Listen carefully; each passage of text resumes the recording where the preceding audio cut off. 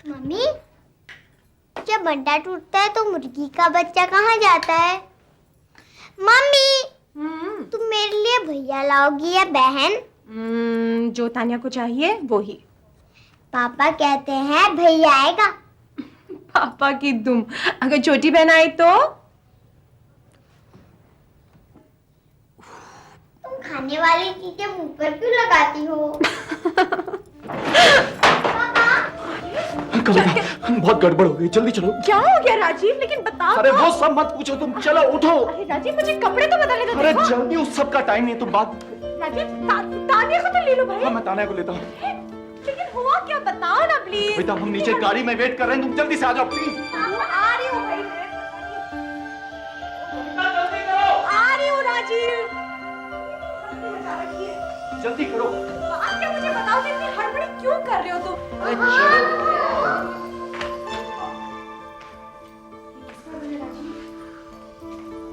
तुम्हारा happy anniversary. Rajiv की कविता से पहली मुलाकात 17 साल पहले कॉलेज में हुई थी। 7 साल तक वो कविता को शादी के लिए मनाता रहा। आखिर कविता ने अपने घर वालों की मर्जी के खिलाफ हाँ कर दी। ये हमारा bedroom.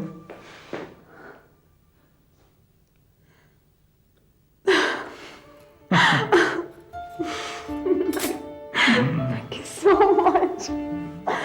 I love you, Rajiv. Rajiv? Rajiv? Rajiv hospital. ये नया घर कविता के लिए बहुत बड़ी खुशी की बात थी, क्योंकि उसकी शादी से नाखुश उसके पिता ने उसे जायदाद से बेदखल कर दिया था। लेकिन माँ बाप की मौत के बाद कविता के NRI भाई ने बहन से सुलह कर ली। उसी ने राजीव को प्लास्टिक गुड्स का बिजनेस शुरू करने के लिए पैसे दिए। अच्छा आदित्य साहब, ये बताइए कि इसमें सीधा कौन सा उल्टा कौन सा है? ये सीधा है या उल्टा? I don't know. Anyway, we'll try something out and. ला मैं करती हूँ। मामा को पता है, पापा को नहीं पता है।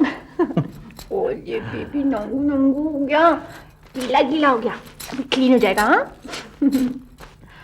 हाँ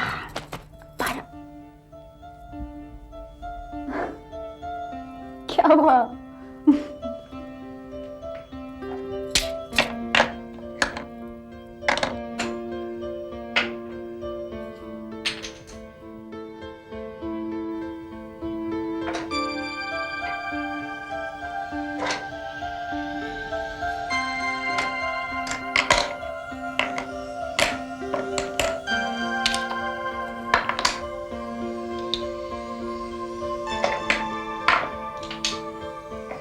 कविता,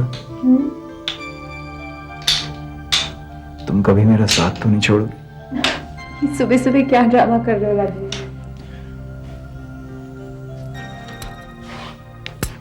बोलो ना। छोड़ दूं? सच बोलो।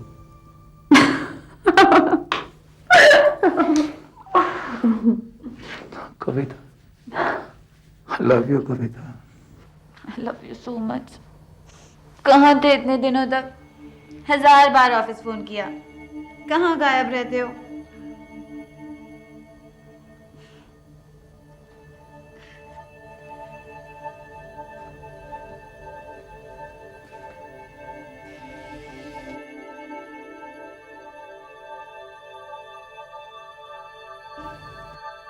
जी, क्या हुआ?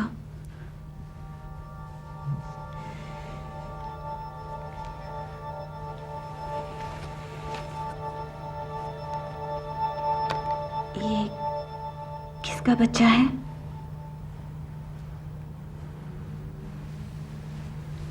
मेरा।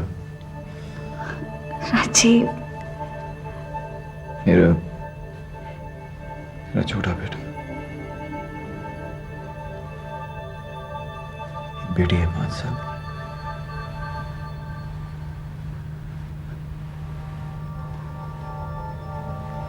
कविता से 10 साल हो गए शादी के।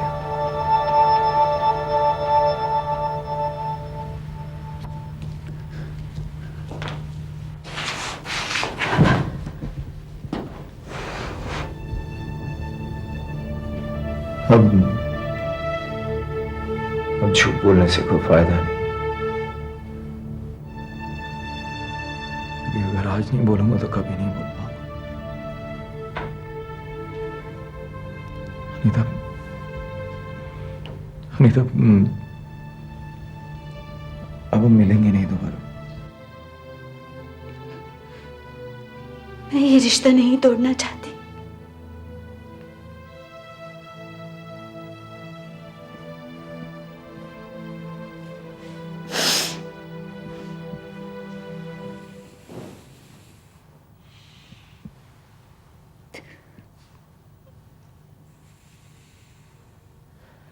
मैं तुमसे शादी नहीं कर पाऊंगा।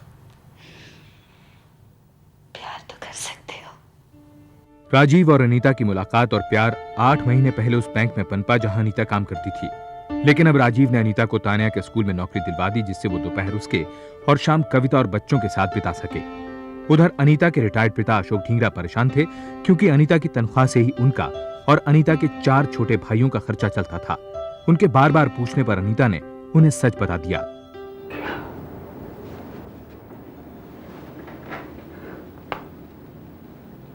इसका मतलब जानती हो तुम? वो तुम्हें पैसे देगा और तुम, दुनिया इसे क्या कहती है मालूम है?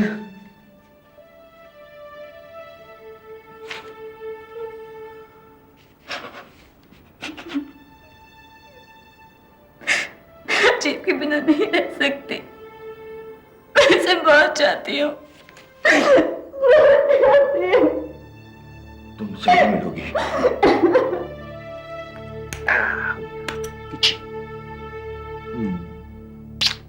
बाय पापा। Bye baby. बाय तान्या। अच्छा राजीव, कौन सी साड़ी चूज करूं? आज बीनू की सगाई में जाना है ना, तो एक चूज करनी पड़ेगी। एक रखूंगी, बाकी तुम लौटा देना। Hello hello. अरे भाई, अगर आवाज नहीं पसंद है तो कहिए ना। कविता, बैंक गई थी तुम वो फिक्स डिपॉजिट के लिए? अजी मुझे नहीं जाना, तुम जाओ ना। Hello hello hello.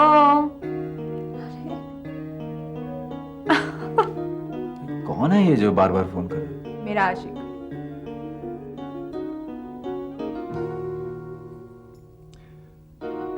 कविता, तुम इस कंपनी की एमडी हो, मैनेजिंग डायरेक्टर।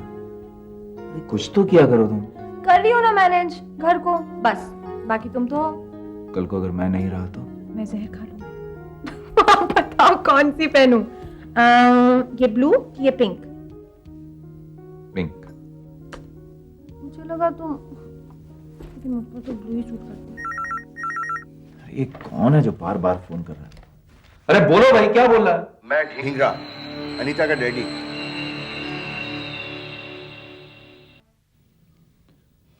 अनीता, तुम ये स्कूल की नौकरी छोड़ दो। ये भी मेरी गलती है कि मुझे तान्या की क्लास टीचर बना दिया गया। अरे कभी ना कभी तो कविता तान्या की क्लास टीचर को मिलेगी। कभी ना कभी कविता को पता चलेगा। तो अपने डैडी से कहो मेरे घर फोन करना बंद करें। मेरी बात तो सुनते नहीं हो।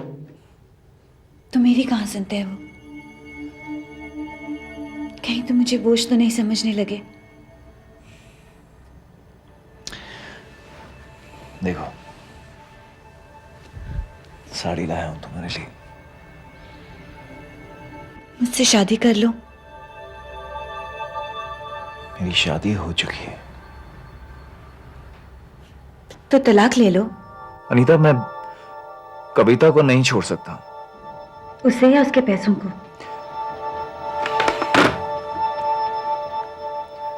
कहिए अनवर।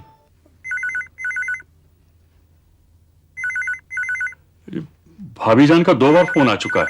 उन्होंने आपसे घर पे फोन करने को कहा है। हाँ राजीव, पता। हाँ मिस्टर ढींगरा, देखिए आप समझने की कोशिश क्यों नहीं करते हैं? आप बार बार घर में फोन मत कीजिए प्लीज। राजीव दफ्तर में है, आप उन्हीं से बात कीजिए वहां पर। ओके। 1 महीने से लगातार इस तरह के फोन आते रहे। ऐसे फोन आने पर राजीव की परेशानी देख कविता को लगा कि शायद इसका वास्ता फाइनेंशियल क्राइसिस से है। इस बीच कंपनी के कागजात साइन करवाने मैनेजर सईद अनवर अक्सर घर आने लगे थे। अनवर भाई, इतने सारे पेपर्स, राजीव ने इन्हें पढ़ा तो है ना? भाभी जान, वो राजीव साहब तो पिछले 3 रोज से दफ्तर तशरीफ ही नहीं लाए।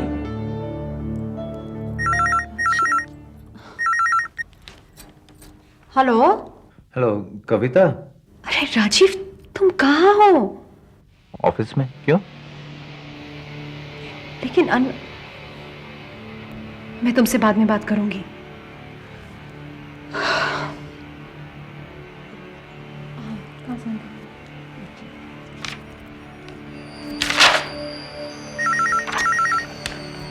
हेलो मिस्टर ढींगरा, आपको जो भी बात करनी है आप घर आके बताइए। मेरी एक बेटी है। ओह, मैंने सोचा कि कोई फाइनेंशियल प्रॉब्लम होगी ऑफिस में। वो ऋषि पब्लिक स्कूल में है। Oh really, what a surprise. Tania भी वहीं पढ़ती है। क्या नाम है आपकी बेटी का? अनीता ढींगरा। अरे मम्मी, वो तो हमारी क्लास टीचर है, आपको तो पता ही है। और डैडी भी उनसे कई बार मिलने आते हैं। ओ राजीव, ये मिस्टर ढींगरा, वही जो फोन। हाँ, मुझे पता है। कविता, तुम डैडी के लिए चाय बनाओ, मैं बात करता हूँ। डैडी, मैं कुछ मैं बाद में समझाता हूँ ना, प्लीज चाय बनाओ। तानिया बेटे, जाओ मामा के साथ जाओ। कुछ तो सोचा होता आपने। कविता को पता चल गया तो। शादीशुदा हो तुम, मेरी बेटी की जिंदगी बर्बाद करोगे तो। प्लीज, मैं हाथ जोड़ता हूँ आपके, जाइए यहाँ से आप, प्लीज जाइए।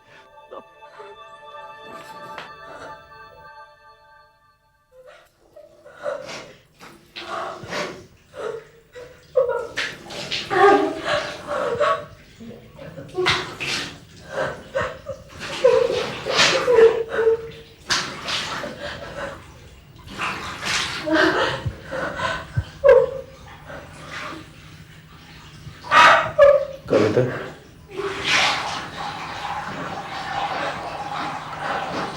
कविता, मुझे कुछ बताना है तुम्हें।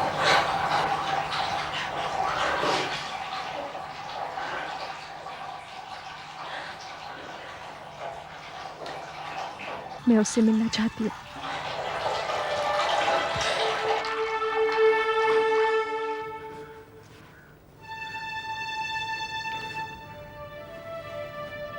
ये साड़ी पहननी जरूरी थी।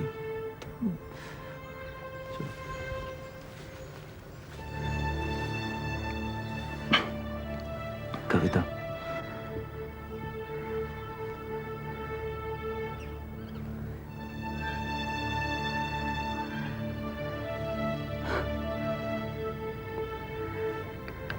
राजीव, हमें थोड़ी देर के लिए अकेला छोड़ दो प्लीज।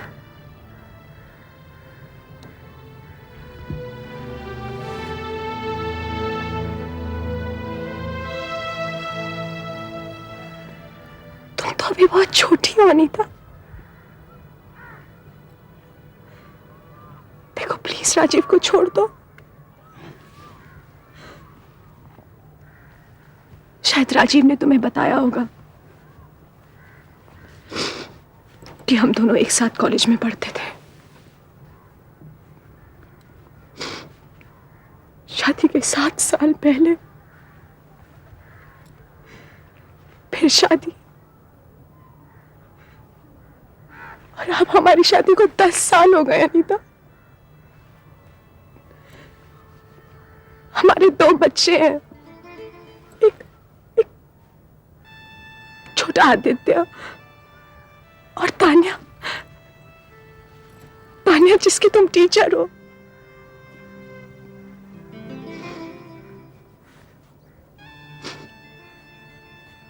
सत्रह साल का प्यार आदत सा बन जाता है। राजीव को मेरी और मुझे राजीव की आदत सी बन चुकी है।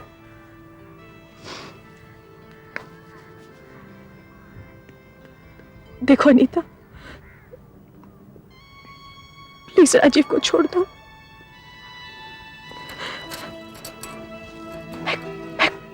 मैं खुद तुम्हारे लिए लड़का ढूंढूंगी,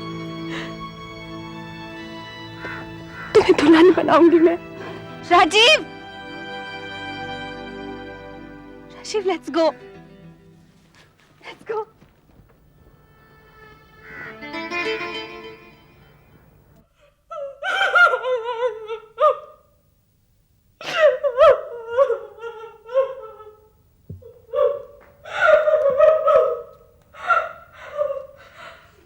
मम्मी,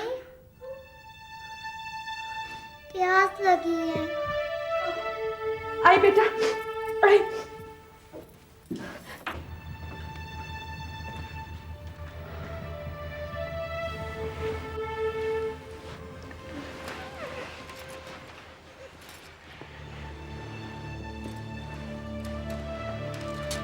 मुझे देर हो गई क्योंकि क्यों राजीव, क्यों? ऐसी क्या कमी है मुझ में? क्या है उसमें जो तुम उससे मिलने पार्क्स में, होटल्स में जाते हो? कविता, मेरे और अनीता के बीच में सब खत्म हो चुका है।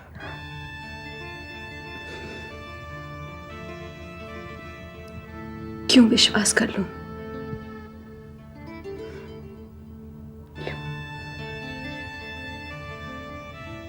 बच्चों की खातिर। राजीव फिर झूठ बोल रहा था। अगले 3 महीने तक वो लगातार अनीता से मिलता रहा। इस सब से उसका बिजनेस चौपट होने लगा। राजीव ने अपनी जमीन जायदाद, यहां तक कि एक फैक्ट्री भी इस उम्मीद में बेच डाली कि उस पैसे से वो फिर अपना कारोबार जमा लेगा। इस सब से बेखबर कविता आंख मूंद कर कंपनी के पेपर्स पर साइन करती रही। हुजूर, पहले कलकत्ता और अब बंबई का कंसाइनमेंट रिजेक्ट हो गया है। यूं तो हमारे मजहब में 4 बीवियां रखना जायज है। कहना क्या चाहते हैं आप? पावक्त ख्याल आया कि काश आप मुसलमान होते तो शायद। तशरीफ ले जाइए। बेहतर है हुजूर।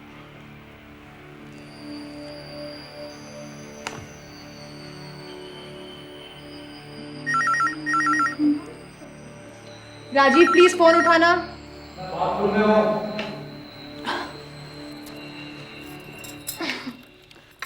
हेलो, मैं अनीता का डैडी बोल रहा हूँ। राजीव कहाँ है? मिस्टर ठींगरा, क्या बात है? अनीता कल रात से घर से गायब है। राजीव को पता होगा कि वो कहाँ है। देखिए, यहां सिर्फ मेरे पति रहते हैं और वो नहीं है।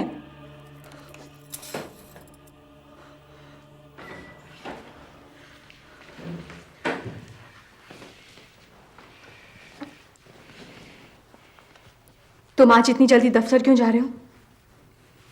बैंक में कुछ काम है। मैं भी साथ चलूंगी। तुम बैंक जाके क्या करोगे? मैं आज जाऊंगी। Any problems?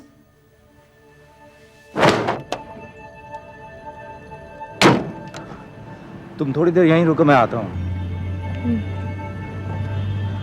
मम्मी, पापा कहाँ? बिस्मिल्लाहिर्रहमानिर्रहीम, अल्हम्दुलिल्लाहि रब्बिल आलमीन, अर्रहीम, इहदिनस सिरातल मुस्तकीम, सिरातल लज़ीना अनअमता अलैहिम, गैरिल मग़दूबि अलैहिम वलद्दाल्लीन।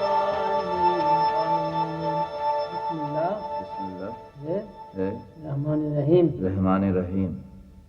पहला कलमा तैयब, ला इलाहा इल्लल्लाहु मुहम्मदुर रसूलुल्लाह। सुन्नती फमन अरब अन सुन्नती फलैसा मिन्नी फइन्नी अबाही बिकुमुल उम्र अला आलिहि इज़ाम व अस्हाबिहि किराम अजमईन।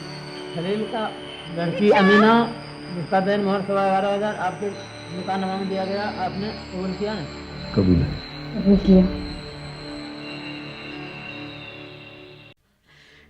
4 घंटे 4 घंटे बच्चों को भूख लग रही थी, मैं इंतजार करती रही, और तुम समझते हो मैं घर में पड़ी रहती हूँ तो मुझे कुछ नहीं पता? तुम आज भी अनीता से मिलने गए थे ना? हाँ, रोज मिलने जाते हो। तुम समझते हो मैं कुछ नहीं जानती? मुझे सब पता है, सब पता है मुझे, सब पता है मुझे।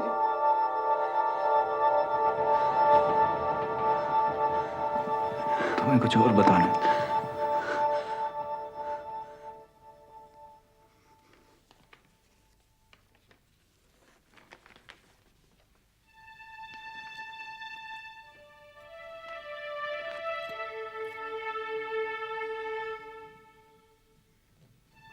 ये क्या है? उर्दू? निकाह नाम। मैंने इस्लाम कबूल करके अनीता से शादी कर ली।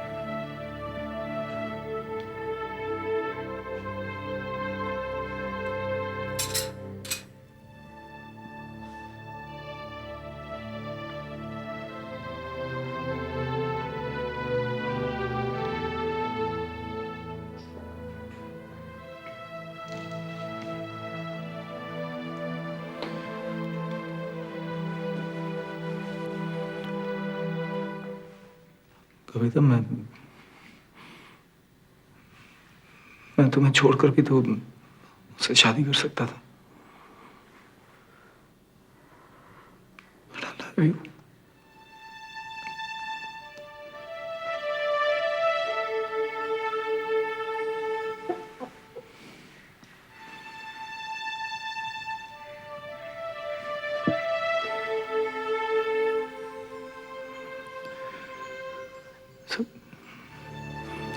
सब ठीक हो जाएगा कविता।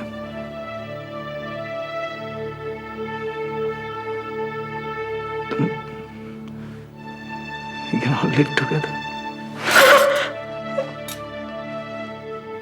राजीव कविता से अनीता को साथ रखने की मिन्नतें करता रहा। कविता के इनकार करने के बावजूद राजीव अनीता को घर ले आया। कविता ने घर छोड़ने का फैसला किया।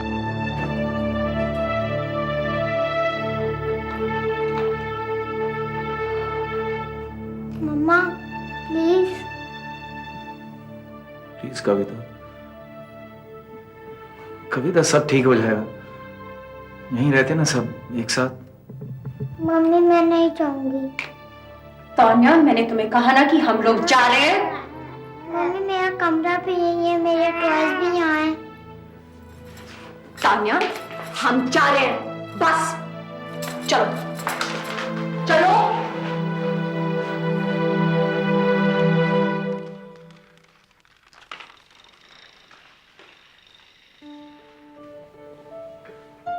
कविता उसी बरसाती में लौट आई जो उसके पिता उसके नाम कर गए थे। अनीता फिर तान्या के स्कूल में पढ़ाने लगी। कविता फिक्स डिपॉजिट से मिलने वाले ब्याज पर गुजर करने लगी जो उसके और राजीव के नाम था। अब 2-3 दिन में एक आध बार राजीव शाम बिताने उसके पास आता था, लेकिन ज्यादातर वक्त वो अनीता के साथ ही गुजारता था।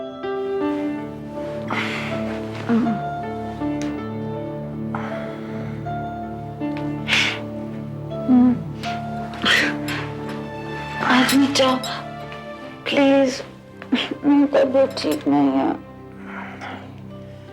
कब से कह रही हो तबीयत ठीक नहीं है? डॉक्टर क्यों नहीं दिखाती है? मुझे डॉक्टर की नहीं, तुम्हारी जरूरत है।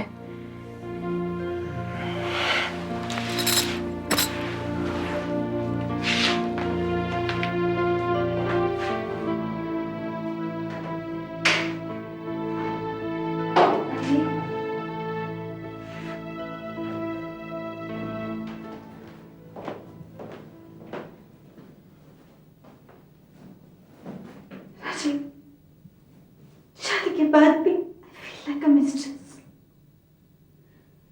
तुम्हारे लिए ये घर नहीं, तुम्हारा घर वही है जहाँ तुम्हारे बच्चे हैं। ऐसा क्यों बोलती हो अनीता? कविता, सब कुछ तो है तुम्हारे पास। कविता बेचारी के पास तो कुछ भी नहीं है। बेचारी कविता, हाँ बेचारी, क्या है मेरे पास? ये घर जो उसका है, ये फर्नीचर, ये सामान, यहाँ तक कि वो बिस्तर भी उसका है। और तुम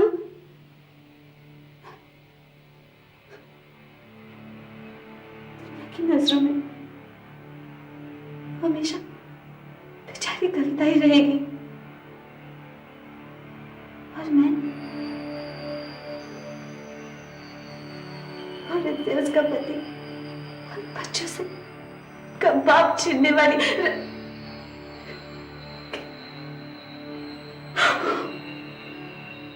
राजीव, तुमने कभी ये सोचा है कि शादी के बाद मुझ पर क्या गुजर रही है? शादी की जिद तुमने की थी।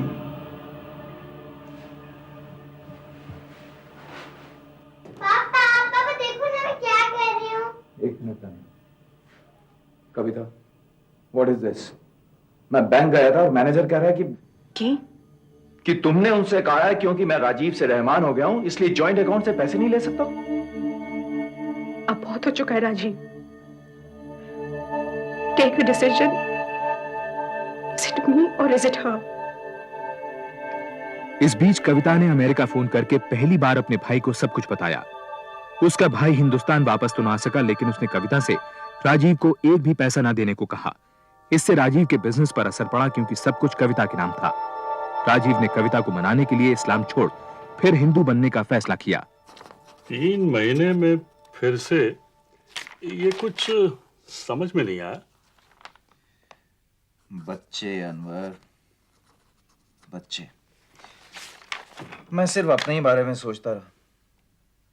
मुसीबत तो उन्हीं की हुई ना, या? जी, ये तो खैर आप बजा फरमा रहे हैं। अब आपकी फाइनेंशियल प्रॉब्लम्स दूर हो जाएंगी। आखिरकार सब कविता भाभी के नाम तो है। जी, शुक्रिया।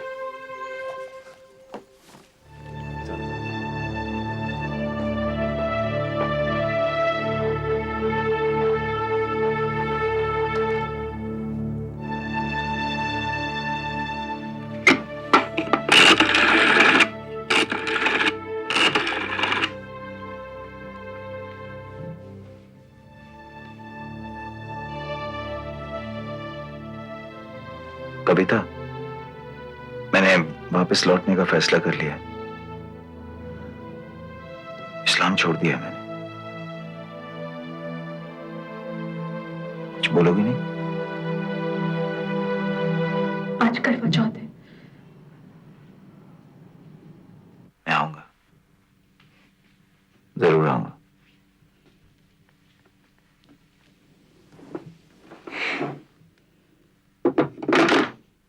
मैं आज डॉक्टर के पास गई थी। I am 2 months pregnant. फिर मेरा और इस बच्चे का क्या होगा राजीव? अनीता, मैं वापस नहीं जा रहा हूं कविता के पास। रियली? तो फिर दोबारा हिंदू क्यों बन गए? कौन से? प्लीज अनीता। ऐसा तो नहीं है राजीव कि तुम कविता से बोर हो गए, इसलिए तुमने मुझसे शादी की, और अब शायद मुझसे बोर हो गए हो, और फिर एक दिन इस बच्चे से बोर हो जाओगे। राजीव, मैं कविता नहीं हूं। मैं ये बच्चा हरगिज नहीं गिराऊंगी।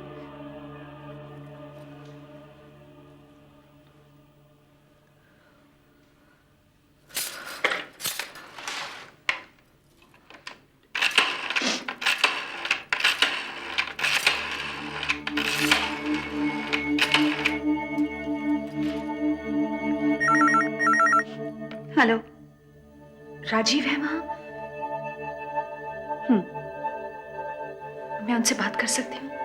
वो इस वक्त मेरे साथ बिजी है, मेरे लिए फल काट रहे हैं और बिजी ही रहेंगे। ये मेरी पहली करवा चौथ है ना। पता है, हम बहुत खुश हैं। डॉक्टर ने कहा है मैं मां बनने वाली हूँ। पागल हो गई है तुम?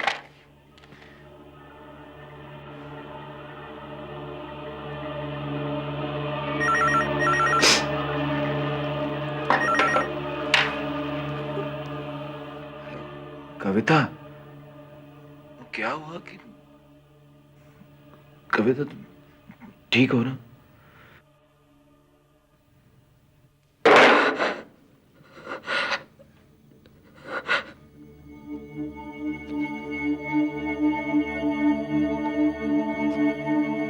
अगले 4 महीने राजीव कविता से मिलने बिल्कुल नहीं आया।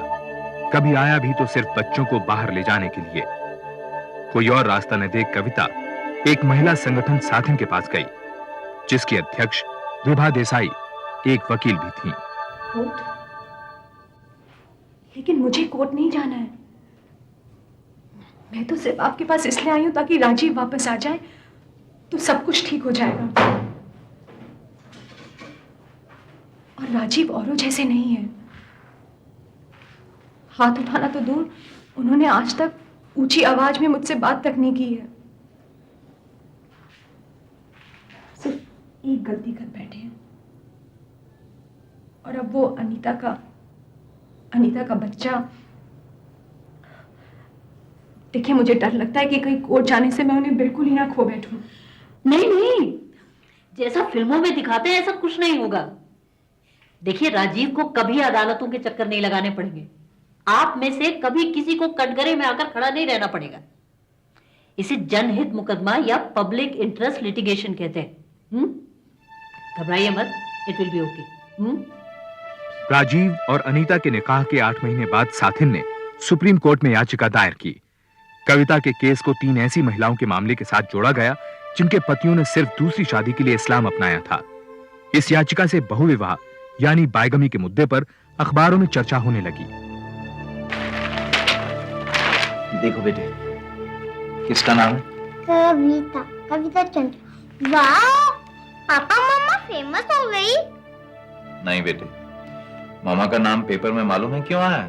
क्योंकि मामा ने पेपर वालों से, कोर्ट वालों से और पुलिस से कहा है कि पापा गंदे हैं। हाँ। मम्मी, तुम गंदी हो, तुम पापा को जेल में डालो। मजाक कर रहे हैं। राजीव, कम से कम बच्चों से तो झूठ मत बोलो। उन्हें तो चैन से रहने दो ना। क्यों? मुझे तुम चैन से रहने दे रही हो? बिजनेस ठप हो गया, मुफ्त की बदनामी हो रही है ऊपर से। देखो, तुम केस वापस ले लो, नहीं तो बच्चे तुम्हारे साथ नहीं रहेंगे। तुम वापस आ जाओ, मैं केस वापस ले लूंगी।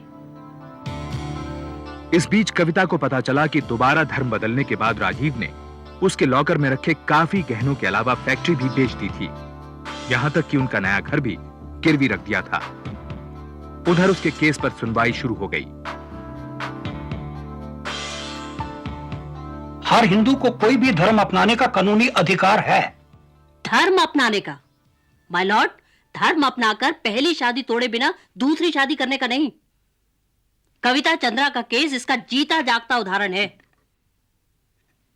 हिंदू मैरिज एक्ट के अनुसार राजीव कविता के रहते दूसरी शादी नहीं कर सकते, और अगर उन्होंने इस्लाम अपनाकर दूसरी शादी कर भी ली है, तब भी राजीव और कविता की शादी अब भी जायज है। उसे बिल्कुल भी रद्द नहीं माना जाएगा। That's right. Hindu marriage act के तहत अगर तलाक ना हुआ हो तो पहली शादी को रद्द नहीं माना जाता। और दूसरी शादी? हिंदू मैरिज एक्ट में यह कहीं साफ नहीं है माय लॉर्ड कि ऐसी दूसरी शादियां कानूनी है या गैर कानूनी। राजीव की दूसरी शादी का मुद्दा अदालत की परिधि से बाहर था, क्योंकि भारत में शादी के मामले धर्म से जुड़े हैं। जज का कहना था कि जब तक यूनिफॉर्म सिविल कोड लागू नहीं किया जाता, तब तक धर्म बदलकर की जाने वाली शादियों पर कोई फैसला नहीं लिया जा सकता। The court is adjourned. अम्मा मैं आ गई हूँ। ये दरवाजा क्यों खुला छोड़ रखा है आप लोगों ने?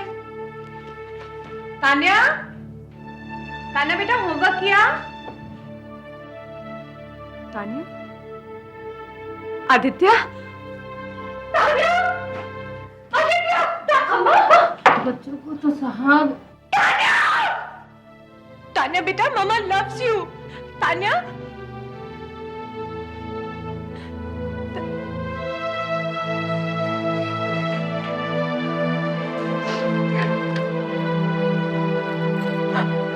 देखो राजीव, तान्या को, तान्या मामा लव्स यू बेटा, चलो ना घर। वो नहीं जाना चाहती है तुम्हारे साथ। वो खुश नहीं है, वो खुश नहीं है तुम्हारे साथ। तुम ठीक से बच्चों को रख नहीं सकती। और राजीव, राजीव मैं उसकी माँ हूँ, मैं उसकी। राजीव प्लीज तान्या चलो ना। नहीं जाना चाहती। राजीव मत करो प्लीज। राजीव नहीं करो प्लीज। राजीव, तान्या मामा, तान्या। राजीव, अगर तुम कविता को तलाक नहीं दोगे तो मैं तुम्हें तलाक दे दूंगी।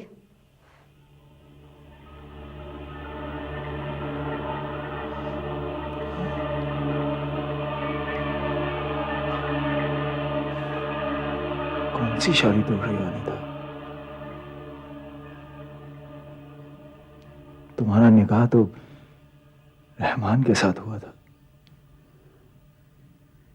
फिर राजीव को तलाक कैसे दे सकती हो तुम? और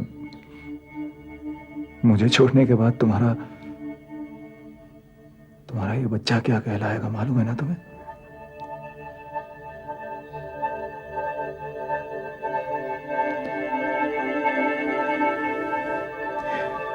देखो नहीं तो मैं ये सब हमारे बच्चे की खातिर कर रहा हूं। अनीता ने राजीव का घर छोड़ दिया और 1 महीने बाद एक बेटे को जन्म दिया। उसे पता चला कि वापस हिंदू बनने के समय राजीव ने सिर्फ तान्या और आदित्य को ही अपना वारिस माना था। अनीता ने अब सुप्रीम कोर्ट में रिट पिटीशन दायर की कि वो तो अभी भी मुसलमान थी, पर राजीव के हिंदू बनने के बाद उसके और उसके बच्चे के क्या अधिकार होंगे।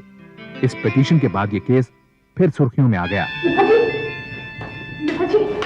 आप जज साहब से कहेंगी ना कि तान्या बायगमी और यूनिफॉर्म सिविल कोड जैसे बड़े मुद्दों की लड़ाई में साथिन के पास अब कविता के लिए कोई समय नहीं था। माय लॉर्ड, वापस धर्म बदलकर हिंदू बनने से राजीव अनीता उर्फ अमीना को मेंटेनेंस देने से बच गया है, क्योंकि अनीता अभी भी मुसलमान है।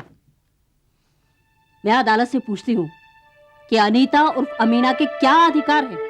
जब तक यूनिफॉर्म सिविल कोड लागू नहीं किया जाएगा तब तक इस समस्या का दूसरा पहलू भी रहेगा। इस पिटीशन का कोई मतलब नहीं रहा। यह अदालत राजीव चंद्रा और अनीता की शादी को नाजायज और गैर कानूनी करार देती है, क्योंकि राजीव चंद्रा इस्लाम को छोड़कर फिर हिंदू बन गया। अब कविता चंद्रा के साथ उसकी पहली शादी ही जायज और कानूनी है। कंग्रेचुलेशन, अब केस जीत गई। कौन केस जीता अनीता? तुम जानती हो, मैं जानती हूं कि मैं राजीव को खो चुकी हूं और अब शायद पाना भी नहीं चाहती।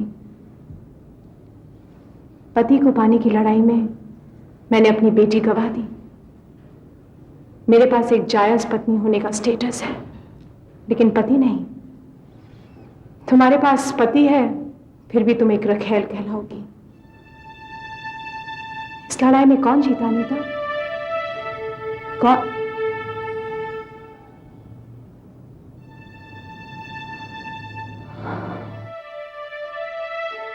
सुप्रीम कोर्ट ने यूनिफॉर्म सिविल कोड लागू करने के लिए सरकार को चिट्ठी भेजी, लेकिन इसका कोई नतीजा नहीं निकला।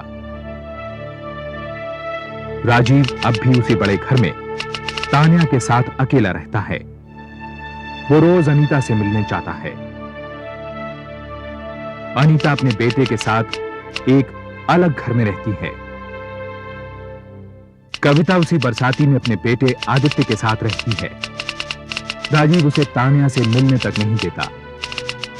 अपनी पहली कानूनी लड़ाई के कड़वे अनुभव के बाद कविता तलाक या तानिया की कस्टडी के लिए वापस अदालत नहीं जाना चाहती, लेकिन उसे भरोसा है कि एक दिन तानिया उसके पास जरूर लौटेगी।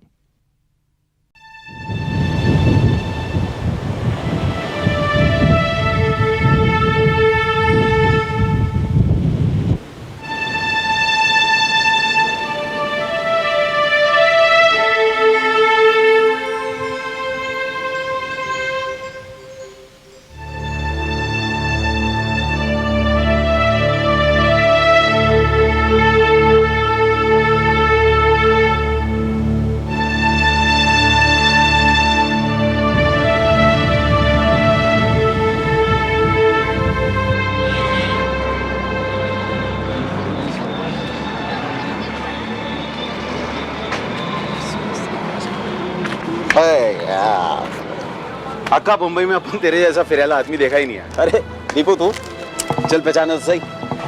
ये पढ़ने का ऐसा शौक अपन किसी को पालते देखा ही नहीं। साला कुछ भी मिल जाए बस फटा पुराना पेपर पढ़ने का। यार गांव में गरीबी के कारण पढ़ नहीं पाया और यहाँ रोजी रोटी का चक्कर। पढ़ गया होता तो यार कहीं ढंग की नौकरी कर रहा होता। अब ऐसे ही अपनी पढ़ने की भूख मिटा लेता हूँ यार। भेजे की भूख के साथ साथ कभी पेट की भूख का सोचा? अभी इधर ही किसी होटल में खाता है क्या? बिल्कुल नहीं, मेरे घर चल, टॉप क्लास सब्जी रोटी खिलाऊंगा। यार पगार के दिन तो स्टाइल से खाने का यार, फिर बाकी दिन उधार मांग के खाने का है। अब चल। बचपन में ही गरीबी से तंग आकर प्रकाश गांव छोड़कर मुंबई भाग आया। शुरू में छोटे मोटे काम करने के बाद उसे एक पब्लिक सेक्टर कंपनी में कैजुअल लेबर का काम मिल गया। वहीं उसकी दोस्ती दीपू से हुई।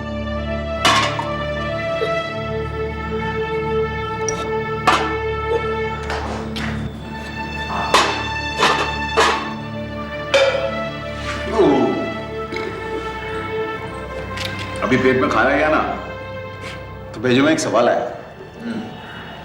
कितना कंजूस का है कोई? हाँ, एक दिन तो यार स्टाइल से खाना वाने का बनता नहीं क्या? कंजूस नहीं यार, तूने दरअसल वो गरीबी नहीं देखी जो मैंने देखी।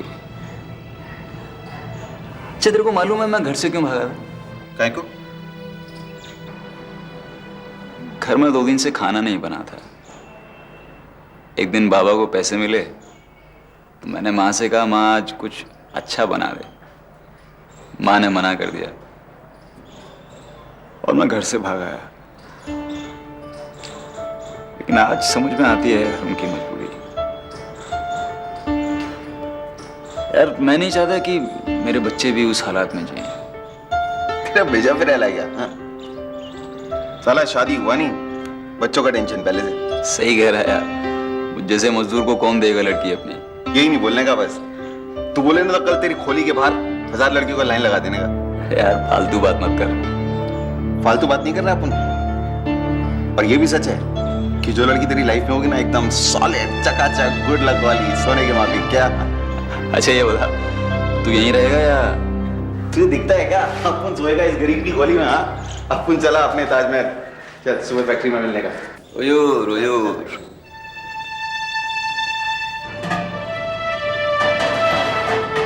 ये 300 रुपए हैं, मैं मनी ऑर्डर करवा देना। ठीक है। इस कंपनी में प्रकाश 5 साल से काम कर रहा था। उसे 8 घंटे काम की 30 रुपए दिहाड़ी मिलती थी। इसी में से पैसे बचाकर वो घर भेजता था। हालांकि घर छोड़ने के इतने साल बाद भी वो कभी गांव नहीं गया था, लेकिन जब से उसकी कमाई थोड़ी अच्छी हुई तब से वो अपने घर बाकायदा मनी ऑर्डर भेजने लगा। प्रकाश क्या है? वो पुलिस साहब बुलाया तेरे को। पुलिस साहब? हाँ जल्दी कर। जा जा जा। ये तू जरा और सुन, मैं भी आता उधर 5 मिनट में मिलने का।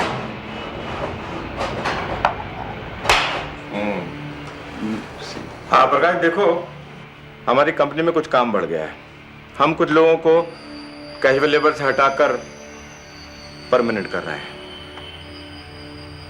तुम्हारी रिपोर्ट अच्छी है और तुम मेहनती भी हो, लेकिन उससे पहले तुम्हारा मेडिकल चेकअप होगा। अगर तुम फिट हो गए तो परमानेंट हो जाओगे और उसके बाद तुम्हें 8 घंटे के 100 रुपए मिला करेंगे और 2 महीने बाद कंपनी की तरफ से तुम्हारा मेडिकल चेकअप होगा। समझे?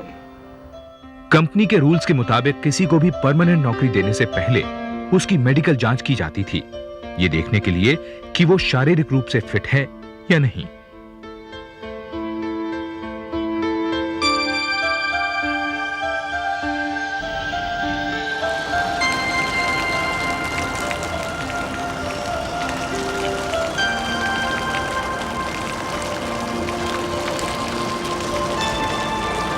प्रकाश,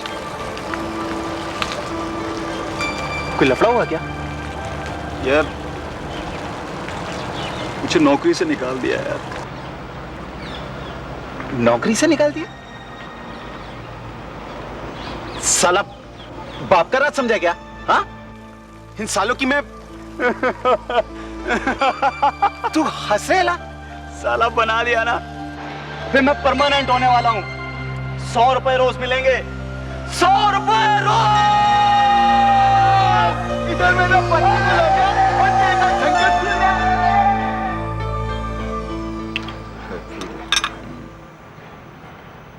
बस बस बस, नहीं नहीं, बस पीले पीले नहीं नहीं, मेरे को दे। अभी लाइफ बन गया है तेरा। इस स्टाइल से जीने का है, बिंदास। बिल्कुल। अब अपन बड़ा खोली में रहेगा। 100 रुपए रोज का आदमी इधर रहेगा साला। ठीक बोला तू, फिट।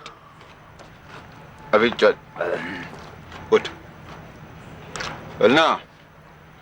इधर एक बहुत स्पेशल जगह है। ये चले हाथ में, झूठ नहीं बोलेगा। अगर मजा नहीं आया ना तो साला नाम बदल दिया अपन का, दीपू से कुछ भी। अभी चल चल।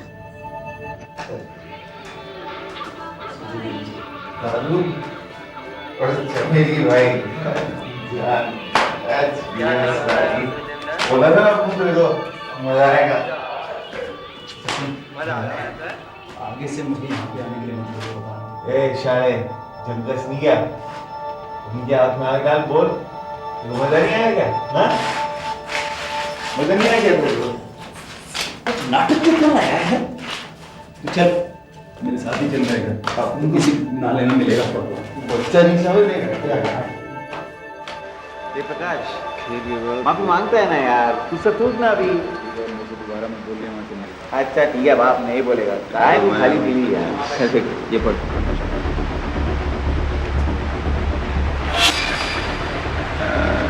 प्रकाश तार है तुम्हारे लिए।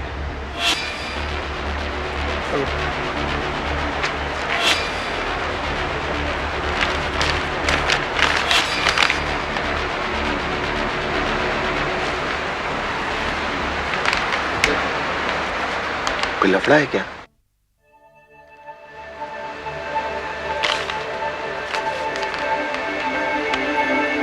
बाबा सिधारे, जल्दी घर आओ।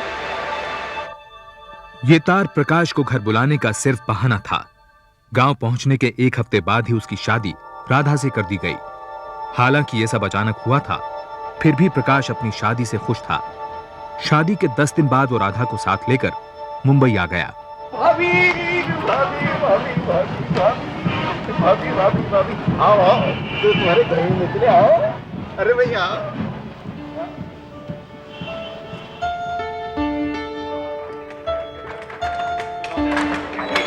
आइए आइए आइए आइए, ये है आपका घर। बैठिए ना। ध्यान कर भाभी का। अब मैं चलता हूँ। हाँ, तू कहाँ जा रहा है? अपन को जरा एक जरूरी काम है, उससे जा। क्या यार, अभी तेरे को क्या काम आ गया? तेरी समझ में नहीं आएगा भाई। भाभी आप बैठिए, मैं भी आया।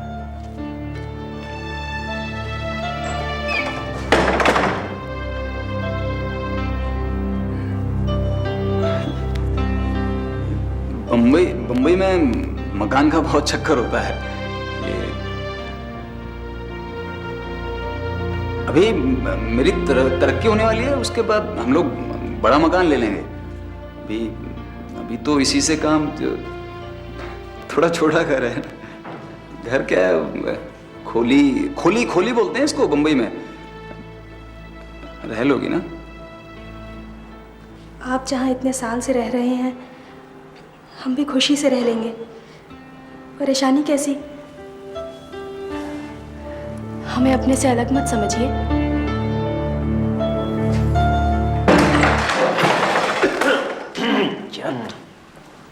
अभी अभी क्यों आया तू इधर? अपन को तेरे से एक जरूरी काम है। यार अभी कौन सा जरूरी काम आ गया?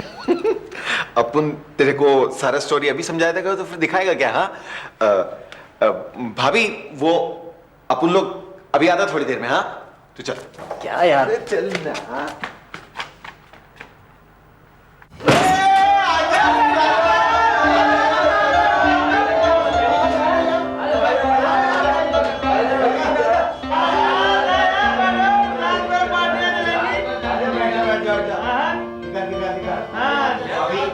भाई लोग के साथ पूरा दिल लगा के पीने का मेरे को। हाँ पूरा पीने का। ये बात नहीं है। भाभी वहाँ इंतजार कर रही होगी। भाई सुन लो इसकी, कहता है कि भाभी वहां पर इंतजार कर रही होगी। साली शादी हुई नहीं की, बीबी अंदर और दोस्त वहां।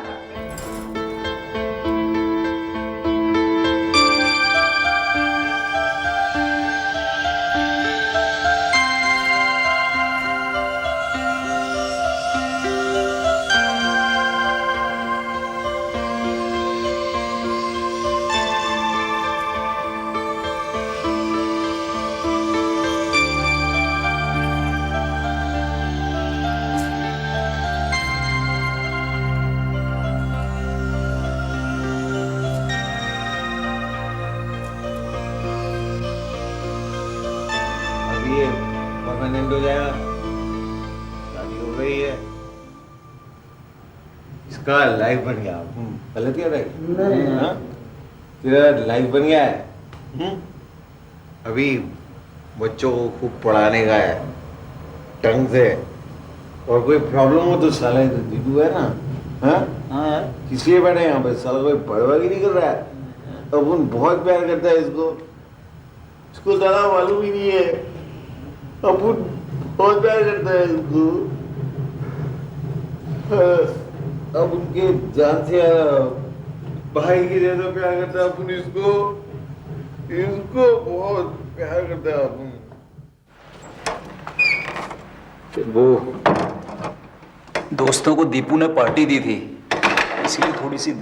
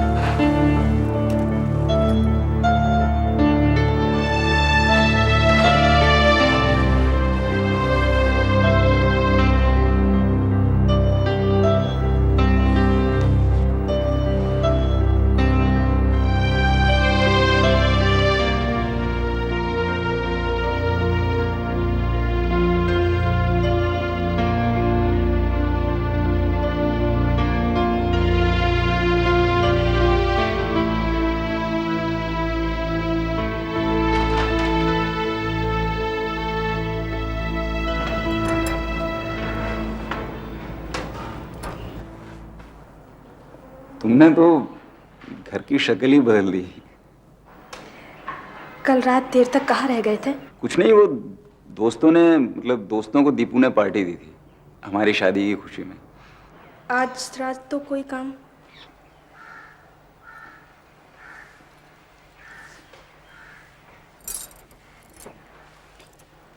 फैक्ट्री से सीधा घर चले आइएगा।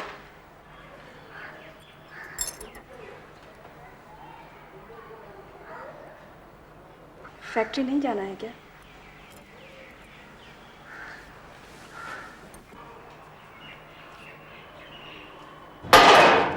क्या बाप, रात कैसी कटी? आप लोगों की मेहरबानी से राधा सो चुकी थी थक कर, पता है? सुबह कोई लफड़ा तो नहीं? अरे नहीं यार, एक ही दिन में। सच यार, हाँ, घर अब घर लगने लगा है। राधा ने सब इतना, यार तू बोलता था ना कि कोई किस्मत वाली लड़की होगी जिससे मेरी शादी होगी, लेकिन किस्मत वाला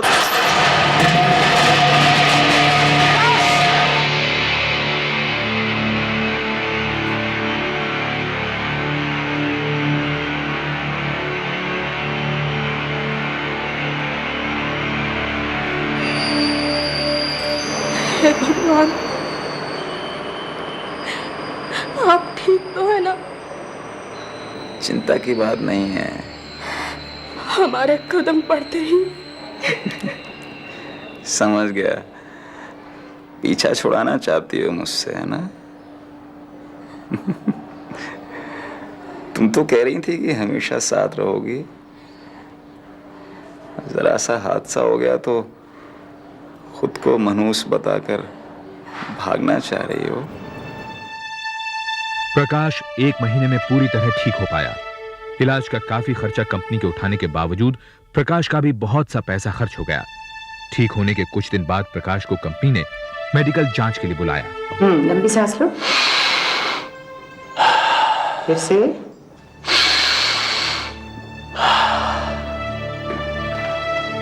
भूख वगैरह ठीक से लगती है? जी। और कसरत करते हो? जी। कोई दर्द, कोई और प्रॉब्लम? नहीं, नहीं तो। अच्छा,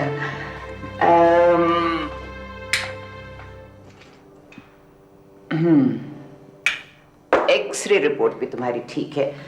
बाकी मुझे तो बिल्कुल फिट लगते हो। बस 1-2 दिन में तुम्हारी ब्लड रिपोर्ट आ जाएगी। यानी मैं मेडिकल में पास हो गया, मैं परमानेंट हो जाऊंगा ना?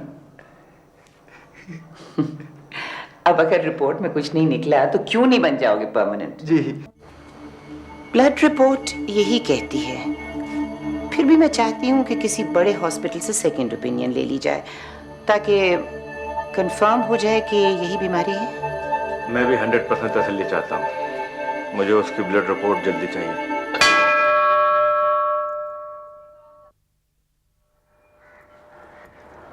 इतने बरसों की मेहनत के बाद अब फल मिलेगा। पक्की नौकरी की बात ही कुछ और होती है राधा। देखो ना, नौकरी छूटने का डर और ना कम तनख्वाह की परेशानी। अच्छा, ये परमानेंट नौकरी की पहली तनख्वाह पर तुम्हारा हक है। बोलो क्या लूं तुम्हारे लिए? अरे बोलो ना। प्रकाश, हाँ भाई, नमस्ते। दर्शन करना है मंदिर में। जी, वो राधा को मंदिर दिखाने लाया।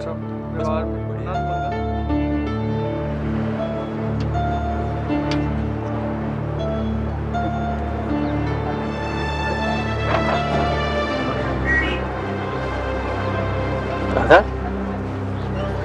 क्या देख रही हो? कुछ नहीं, घर चले?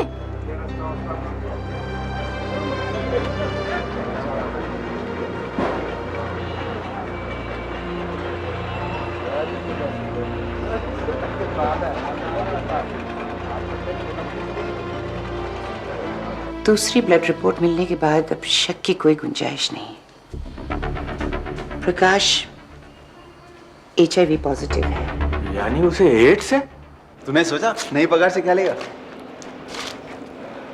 हाँ, सोचा तो है। सबसे पहले राधा के लिए चांदी की चूड़ियां लूंगा। अरे मेरी जान। अरे नहीं यार, वो बात नहीं है। उसे बहुत शौक है इन सब चीजों का। कहती नहीं है, लेकिन यार उस दिन दुकान के बाहर खड़े होकर कैसे देख रही थी। और घर थोड़े ज्यादा पैसे भेजूंगा। शादी में काफी खर्चा हो गया। और तेरे लिए एक नई कमीज लूंगा। हो दानवीर कर्ण महाराज, बस जरा पहले अपनी चप्पल पे गौर फरमाने का। मुझे आगे अब इसे रिटायर कीजिए, क्या हालत तो देखिए। क्या हुआ है यार? प्रकाश, तेरे को पुलिस बुला रहे हैं। अच्छा, मैं चलता हूँ यार। सब बुलाया आपने? हाँ प्रकाश, मेरी बात ध्यान से सुनो। हमारे पास जितनी परमानेंट वैकेंसी थी वो भर चुकी है। अब हमें और लोगों की जरूरत नहीं है। 1 हफ्ते बाद आकर तुम अपना हिसाब कर लेना। हिसाब कर लो।